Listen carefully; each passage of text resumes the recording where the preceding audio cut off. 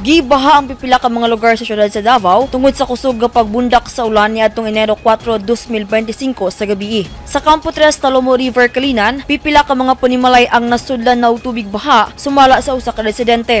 May awas sab ang tubig baha sa Balusong Bridge MacArthur Highway sa Matina. Sa picture nga kuha sa Davao City Public Safety and Security Office CCTV monitoring, makita nga misubay na sa kalsada ang tubig baha pasado alas 8:15 sa gabii. Tungod niini, nag-abiso ang lokal na gobyerno sa Davao nga temporaryong wala gipaagian sa mga sakyanan ang Balusong Bridge hasta na ang relief bridge gikan sa Matina Aplaya paingon bangkal. Miawas sab ang tubig sa sapa tungod sa kalit nga pagbunok sa kusog nga ulan sa Matina Biao. Makita sa video nga gitabangan og alsa ning usa ka motor para lang makalabang sa kusog nga bulog sa tubig baha. Subay sa report sa Davao City Responder, gibaha sab ang ubos nga parte sa Matina Biao, ang Matina Crossing ug Matina Pangi nga parehong konektado sa Matina River. Mausab kini ang hinungdan sa pag-awas sa Balusong Bridge MacArthur Highway hangtod sa Matina Aplaya. Nagpatuman sab og preemptive evacuation ang Barangay Disaster Risk Reduction and Management Office sa Matina Pangi, Daghang residente sa Purok 31 km 7 ang temporaryong nagtiner sa evacuation center tungod kay naglawom ang tubig baha. Nabalaka sila basin mausab ang gilngig nga trahedya niadtong Hunyo 28, 2011 sa gabii nga gibaha ang Matina Pangi nga kapin 30 ang patay.